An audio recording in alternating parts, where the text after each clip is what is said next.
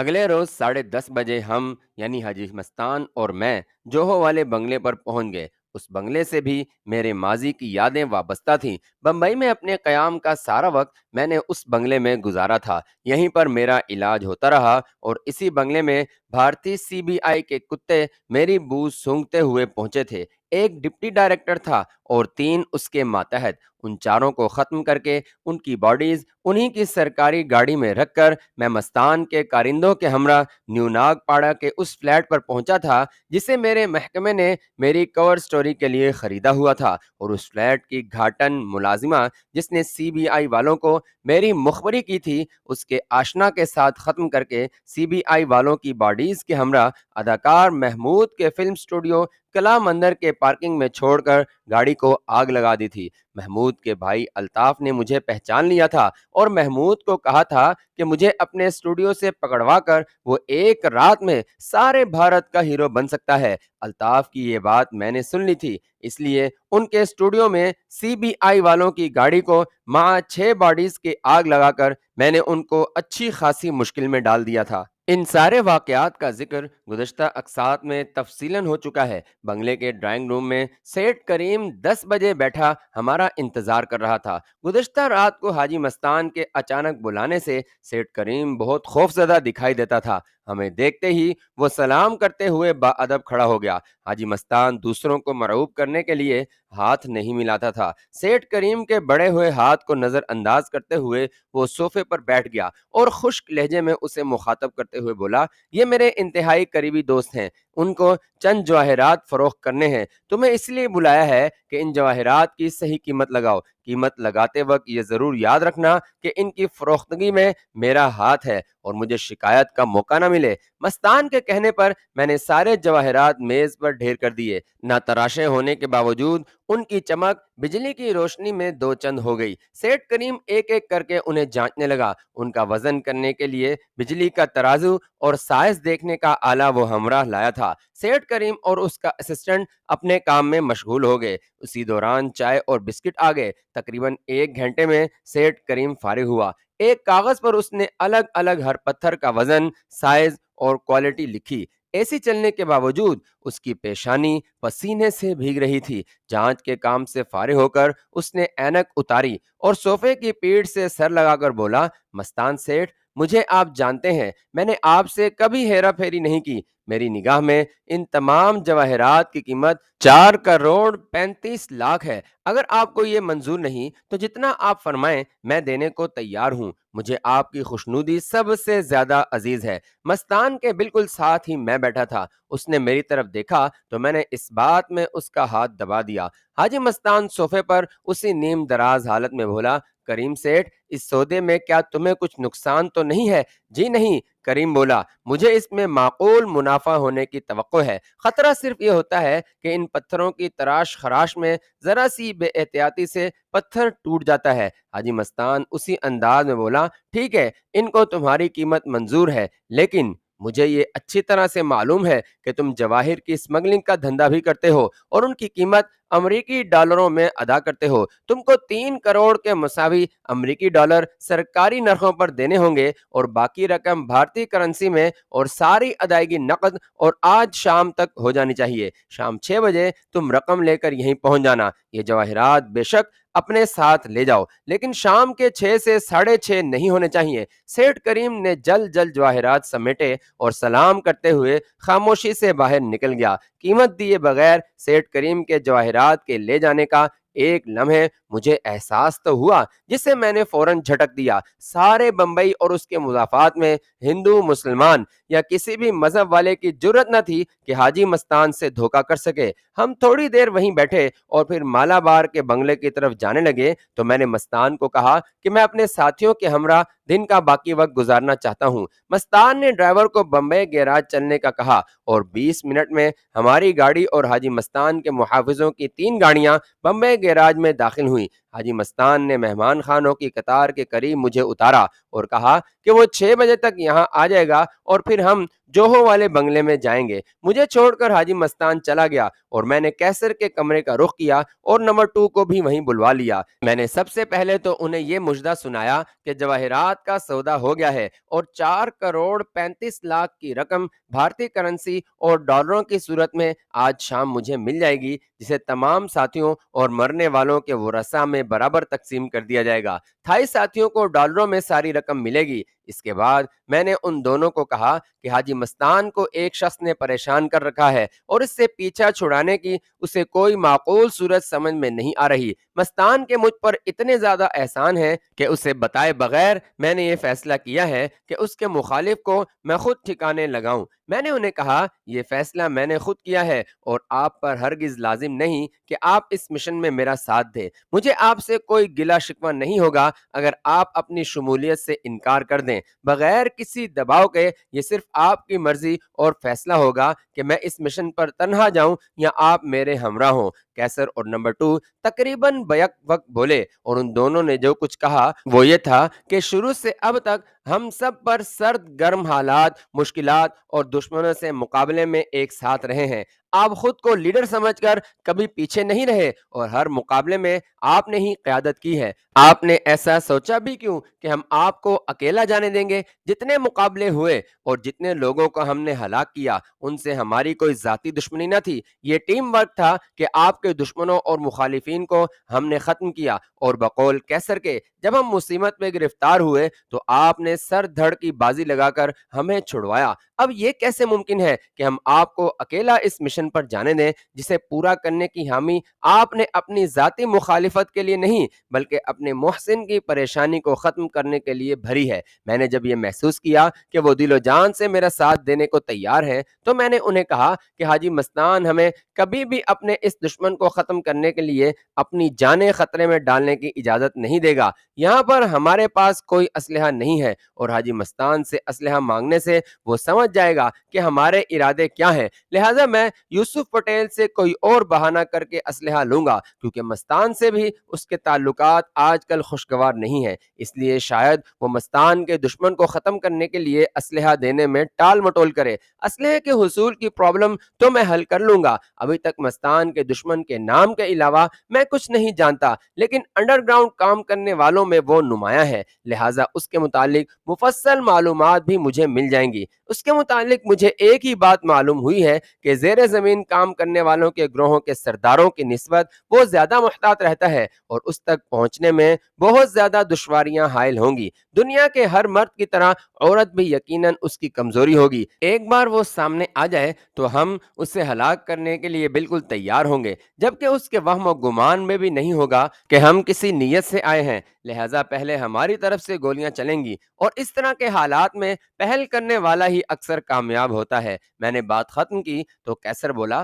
کلپنا کو اس کام کے لیے رضامند کرنا میری ذمہ داری ہے۔ جب سے میں نے اسے بہن کہا ہے وہ مجھ پر بے حد اعتماد کرنے لگی ہے۔ اس کی فطرت میں بھی مہم جوئی ہے، آپ کی وہ بے انتہا عزت کرتی ہے اور مجھے یقین ہے کہ میرے کہنے اور آپ کے لیے کام کرنے کو فوراً رضامند ہو جائے گی۔ میں نے کیسر اور نمبر 2 کو اپنے ساتھیوں سے رائے لینے اور ان کے اس مشن کے لیے اگر وہ خوشی سے رضامند ہوں تو ذہنی طور پر انہیں تیار کرنے کا کہا اور وحید کے ساتھ مالابار والے بنگلے پر چلا آیا۔ میں نے باتوں باتوں میں حاجی مستان سے گوگلے کا ذکر کرتے ہوئے اس کے ٹھکانے کے متعلق پوچھا تو مستان نے بتایا کہ وہ شیواجی پارک کے بالکل قریب اونچی دیواروں والے سرخ رنگ کے بنگلے میں رہتا ہے۔ میرے مزید کریدنے پر اس نے کہا کہ یہ شخص شروع میں اس کے پاس کام کرنے کے لیے آیا تھا۔ میں سانپ پر تو اعتبار کر سکتا ہوں لیکن ہندو پر نہیں۔ مجھ سے مایوس ہو کر یہ چھوٹے چھوٹے گروہوں میں کام کرنے لگا، شیر کی طرح نڈر اور لومڑی کی طرح مکار۔ اس شخص نے تھوڑے ہی عرصے میں ہندوؤں پر مشتمل اپنا گروہ بنا لیا۔ مالی طور پر مستحکم ہندوؤں نے اس کی سرپرستی کی اور دیکھتے ہی دیکھتے زیر زمین کام کرنے والوں میں نمایاں مقام بنانے میں کامیاب ہو گیا۔ میں نے یوسف پٹیل کو کئی بار کہا کہ گوگلے ابھی اس قابل نہیں ہوا کہ ہمارا مقابلہ کر سکے اور ہمیں چیلنج کرے، لیکن اگر ابھی اس کی بے خونی نہ کی گئی تو ایک روز یہ ہمارے لیے مصیبت بن جائے گا۔ یوسف تو مجھے گرانا چاہتا تھا لہٰذا اس نے میرے خدشے کو کوئی اہمیت نہ دی، بلکہ مجھے یہاں تک معلوم ہوا ہے کہ مجھ سے مال خرید کر وہ گوگلے کو سپلائی کرتا رہا۔ ابھی تک گوگلے کو بیرون ملک منڈیوں سے ڈائریکٹ مال خریدنے میں کامیابی نہیں ہوئی ہے، اور وہ اب بھی یوسف پٹیل سے ترکی کا بنا ہوا مال خریدتا ہے۔ مستان سے باتوں باتوں میں مجھے یہ بھی معلوم ہو گیا کہ گوگلے بھرے جسم کا اور سانولے رنگ کا، 40 کے لپیٹے میں ہے اور سر پر ہمیشہ اس طرح پھرائے رکھتا ہے۔ کسی حادثے میں اس کی بائیں آنکھ ضائع ہو گئی تھی اور اس عیب کو چھپانے کے لیے وہ ہمیشہ اس آنکھ کو سیاہ پٹی سے ڈھانپے رکھتا ہے۔ مجھے سب سے اہم یہ بات معلوم ہوئی کہ اس نے اپنے 2 ہم شکل رکھے ہوئے ہیں جو بالکل اس جیسا لباس پہنتے، اس جیسا حلیہ بناتے رہتے ہیں۔ عام آدمی کے لیے یہ پہچاننا دشوار ہے کہ اصلی گوگلے کون ہے، لیکن اگر غور سے دیکھا جائے تو اصلی گوگلے کے بائیں ہاتھ کی 6 انگلیاں ہیں۔ میں نے باتوں میں لگا کر حاجی مستان سے اتنی معلومات حاصل کر لی تو اسے احساس ہوا کہ میں گوگلے میں اتنی دلچسپی کیوں لے رہا ہوں۔ میں نے اسے ٹالنا چاہا، مگر اس کا اصرار بڑھتا گیا اور وہ کہنے لگا، اگر تم گوگلے کو ختم کرنے کا سوچ رہے ہو تو اس خیال کو اپنے دماغ سے نکال دو۔ تم میرے مہمان ہو اور میں تمہیں کبھی بھی اجازت نہیں دوں گا کہ تم اپنی جان خطرے میں ڈالو۔ ایسی کوئی بات نہیں، اور پھر تم تو جانتے ہو کہ ہمارا سارا اسلحہ کلکتے میں تمہارے نمائندے کے پاس ہے۔ بغیر اسلحے کے میں کیوں کر ایسی حماقت کرنے کا سوچ سکتا ہوں؟ اسلحے کی بات سن کر حاجی مستان کو کچھ یقین آیا کہ میرے دل میں ایسی کوئی بات نہیں، حالانکہ اسلحے کے حصول کے لیے میں اپنی پلاننگ کو آخری ٹچ دے چکا تھا۔ مالابار ہلز کے بنگلے میں باتیں کرتے ہوئے وقت گزرنے کا احساس ہی نہ ہوا۔ شام کے ٹھیک 6 بجے مستان کے ایک کارکن نے ڈرائنگ روم میں آ کر بتایا کہ تینوں گاڑیاں اور محافظ جانے کے لیے تیار ہیں۔ ہم دونوں محافظوں سمیت جوہو کے بنگلے پر پہنچے تو 6:45 بج رہے تھے۔ سیٹ کریم 6 بجنے سے پہلے ہی وہاں پہنچ چکا تھا۔ ہم ڈرائنگ روم میں گئے تو اس کی جان میں جان آئی۔ 2 بڑے بریف کیسوں میں 3 کروڑ بھارتی کرنسی کے مساوی ڈالر اور 1 کروڑ 40 لاکھ بھارتی روپے تھے۔ سیٹ کریم دونوں بریف کیس ٹیبل پر رکھتے ہوئے بولا، مستان سیٹ، دکان پر جا کر میں نے ان جواہر کو دوبارہ پرکھا اور پھر حساب کیا تو 4 کروڑ 40 لاکھ روپے ہے، اس لیے میں نے طے شدہ سودے کے علاوہ 5 لاکھ مزید لایا ہوں۔ حاجی مستان کا خوف تھا جس نے سیٹ کریم کو مزید 5 لاکھ دینے پر مجبور کیا۔ چند منٹ بیٹھنے کے بعد سیٹ کریم رخصت ہوا تو حاجی مستان کہنے لگا، آج رات کا کھانا یہیں منگوا لیتے ہیں۔ کام بند ہونے کے بعد میں مسلسل مالابار کے بنگلے میں بیٹھے بیٹھے اکتا گیا ہوں۔ حاجی مستان نے اپنے ایک کارندے کو بلا کر کہا کہ رات کا کھانا یہیں لے آئے۔ ہم باتیں کر رہے تھے کہ سگریٹ نکالنے کے لیے میں نے پینٹ کی جیب میں ہاتھ ڈالا تو مگ اور مورنگ قبیلوں کے سرداروں کی نشانیاں، دونوں تکونے یاقوت جو میری اس جیب کے اندرونی خفیہ جیب میں رکھے تھے، میری انگلیوں سے ٹکرائے۔ میں نے دونوں یاقوت نکال لیے اور مستان کو دکھائے۔ مگ اور مورنگ قبیلوں کی پوری داستان وہ مجھ سے پہلے ہی تفصیلاً سن چکا تھا۔ وہ بڑے شوق سے ان یاقوتوں کو دیکھنے لگا۔ میں نے اسے بتایا کہ ان کے اوپر جو لکیریں کھدی ہوئی ہیں وہ اس خزانے کا نقشہ ہے، اور جب یہ دونوں یاقوت ایک مستطیل کی صورت میں رکھ لیے جائیں تو پورا نقشہ بن جاتا ہے۔ حاجی مستان ان یاقوتوں میں اتنی دلچسپی لے رہا تھا جیسے اس نے ان یاقوتوں اور نقشے کا کھوج لگایا ہو۔ میں نے مستان کی ان یاقوتوں میں دلچسپی دیکھتے ہوئے اسے کہا، مستان بھائی، میری ایک ضرورت ہے، لیکن اسے بتانے سے پہلے تمہیں وعدہ کرنا ہوگا کہ میری ضرورت ضرور پوری کرو گے۔ میں نے کبھی انکار کیا ہے؟ جو کچھ میرے پاس ہے وہ تمہارا ہے، اور میں وعدہ کرتا ہوں کہ تمہاری ضرورت پوری کروں گا۔ مستان نے یاقوتوں کی مستطیل بناتے ہوئے جواب دیا، مستان بھائی، تم وعدہ کر چکے ہو، اس لیے وعدے سے پھرنا مت۔ یہ دونوں یاقوت اپنے ایک غریب لیکن مخلص بھائی کا تحفہ سمجھتے ہوئے قبول کرو۔ میں نے کہا۔ مستان بے یقینی کی کیفیت سے دوچار کھلی آنکھوں سے مجھے دیکھنے لگا۔ یاقوت اب بھی اس کے ہاتھ میں تھے، لیکن یہ تو بہت قیمتی ہیں اور ان میں ایک تاریخ پوشیدہ ہے۔ مستان نے انکار کی صورت میں مجھے جواب دیا، چاہے کتنے ہی قیمتی کیوں نہ ہوں، لیکن تمہاری پرخلوص دوستی کے سامنے ہیچ ہے۔ میں قسم کھا کر کہتا ہوں کہ اگر تم نے انہیں قبول نہ کیا تو ابھی تمہارے سامنے میں انہیں فرش پر اپنے جوتے کی ایڑیوں تلے کچل کر ریزہ ریزہ کر دوں گا۔ میری طبیعت اور ضد کو تم اچھی طرح جانتے ہو۔ میں نے فیصلہ کن انداز میں کہا، اچھا بھائی، مجھے تمہارا تحفہ بصد شکریہ قبول ہے۔ ایک تکلیف اور کرنا، کل میرے منشی کو ان یاقوتوں کی تمام تفصیل لکھا دینا تاکہ اسے یاد کر کے میں اپنے دوستوں کو یہ دکھاتے ہوئے ان کے حصول میں تمہاری بہادری کے قصے بیان کر سکوں۔ حاجی مستان یہ کہہ کر میرے قریب کھسک آیا اور کہنے لگا، ان یاقوتوں کو دیکھ کر اور ان کی تاریخ سن کر یہ بات کئی بار میرے لبوں پر آئی کہ تم یہ یاقوت مجھے فروخت کر دو،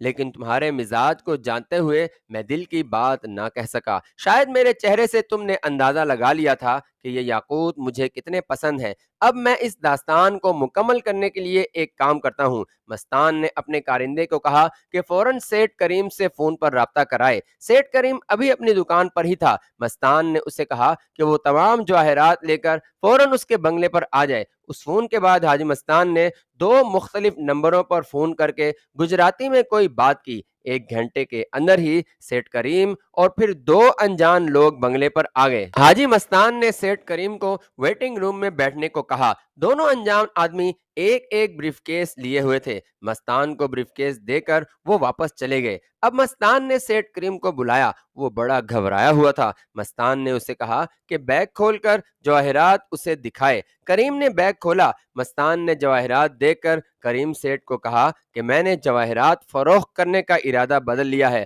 لہٰذا وہ اپنے روپے لے جائے۔ سیٹھ کریم کو اس کے نوٹوں بھرے دونوں بریف کیس واپس کر دیے گئے اور وہ چلا گیا۔ میں حیران تھا کہ جب میں نے سیٹھ کریم کے سامنے میز پر سارے جواہرات پلٹے تھے تو حاجی مستان نے آنکھ اٹھا کر بھی ان کی طرف نہیں دیکھا تھا، لیکن اب اس نے سارے جواہرات واپس منگوائے۔ حاجی مستان کے چہرے سے ایسی خوشی ٹپک پڑی تھی جیسے کسی بچے کو اچانک ہی اس کا پسندیدہ کھلونا مل گیا ہو۔ جواہرات کو بیگ میں ڈالتے ہوئے حاجی مستان مسکراتے ہوئے بولا، ان یاقوتوں کے بغیر یہ جواہرات بیکار تھے، اور جواہرات کے بغیر ان یاقوتوں کی اصل حقیقت اور خزانہ ملنے کا کوئی یقین نہ کرتا، اس لیے میں نے دونوں کو یکجا کر دیا ہے۔ اب دوستوں کو دکھانے کے لیے یاقوت اور ثبوت کے طور پر جواہرات میرے پاس ہیں، اور ان دونوں میں چھپی ہوئی تمہاری بہادری کی داستان جسے میں فخریہ بیان کروں گا۔ میں نے اپنے کاروباری تعلق والوں سے 3 کروڑ کے ڈالر اور 1 کروڑ 40 لاکھ بھارتی روپے منگوائے ہیں جو ان بریف کیسوں میں ہیں۔ اتنی دیر میں ہی کھانا آ گیا۔ حاجی مستان کے لیے پرہیزی کھانا تھا اور میرے لیے 4-5 قسم کے مختلف پرلطف کھانے تھے۔ کھانا کھاتے ہوئے میں سوچ رہا تھا کہ حاجی مستان ارب پتی ہے، اس کے نام سے دشمن کانپتے ہیں۔ اپنی دولت سے یہ دنیا بھر کی خوشیاں خرید سکتا ہے لیکن صحت نہیں۔ اللہ پاک نے ہمیں جن نعمتوں سے نوازا ہے ہم کبھی ان کے متعلق نہیں سوچتے، اور جو میسر نہیں ہے اس کی آرزو میں گھلے جاتے ہیں۔ کسی اندھے سے آنکھوں کی قیمت پوچھیں اور کسی بہرے گونگے سے سننے اور بولنے کی، کسی معذور سے مکمل صحت یابی کی، تو آپ کو احساس ہوگا کہ اللہ پاک نے ہمیں کتنی انمول نعمتوں سے نوازا ہے۔ ہمیں ہر وقت ان نعمتوں کے لیے اللہ پاک کا شکر ادا کرنا چاہیے تاکہ وہ راضی ہو اور ہمیں اپنی مزید نعمتوں سے نوازے اور ہماری حاجات پوری کرے۔ الہی آمین۔ دوسرے روز میں مستان سے اجازت لے کر محبوب اسٹوڈیوز کے قریب ان فلیٹوں میں گیا جہاں پہلی بار میں یوسف پٹیل سے ملا تھا۔ وہ فلیٹ جیٹ فلم ایکٹر کے نام پر یوسف نے خریدے تھے۔ اس بار بھی مجھے کسی نے یہ نہ بتایا کہ یوسف پٹیل ابھی تک وہیں مقیم ہے یا کہیں اور شفٹ کر گیا ہے۔ اب تو میرے پاس اسلحہ بھی نہ تھا کہ اس کے زور پر ہی وہاں کے رہائشیوں سے سچ اگلوا لوں۔ حاجی مستان نے 2 گاڑیاں میرے ہمراہ کی تھیں، ایک میں وحید اور میں تھے اور دوسری میں محافظ۔ میں نے وحید کو بتایا کہ پہلی بار یوسف پٹیل کو میں انہی فلیٹوں میں ملا تھا اور میں نے ہی حاجی مستان اور یوسف پٹیل کی صلح کروائی تھی۔ وحید بے خیالی میں بولا، یوسف پٹیل تو اب یہاں نہیں رہتا، بلکہ اس نے میرین ڈرائیو پر تاج محل ہوٹل کے قریب ہی ایک بلڈنگ خرید لی ہے جس کے تیسرے مالے یعنی فلور پر وہ خود رہتا ہے اور نچلی 2 منزلوں میں اس کے محافظ اور کارکن رہتے ہیں۔ میں نے وحید کو کہا کہ کیا وہ مجھے وہ بلڈنگ دکھا سکتا ہے؟ حاجی مستان کی وحید کو ہدایت تھی کہ میں جہاں بھی جانا چاہوں مجھے لے جایا جائے۔ وحید نے میرین ڈرائیو سے گزرتے ہوئے مجھے یوسف پٹیل کی بلڈنگ دکھائی۔ واپسی پر میں بمبے گیراج گیا اور کیسر اور نمبر 2 سے پوچھا کیا انہوں نے اپنے ساتھیوں سے مشن میں شمولیت کے لیے پوچھ لیا ہے۔ دونوں نے اس بات میں جواب دیتے ہوئے کہا کہ سارے ساتھی دل و جان سے آپ کا ساتھ دینے کو تیار ہیں۔ میرے خیال میں ان کی رضامندی کی ایک بڑی وجہ جواہرات کی فروختگی سے ان کو حصے میں ملنے والی بڑی رقم تھی۔ شاید ان کو یہ وہم ہو کہ انکار کی صورت میں ان کا حصہ دینے سے میں انکار کر دوں گا، حالانکہ میرے ذہن میں ایسی کوئی بات نہ تھی۔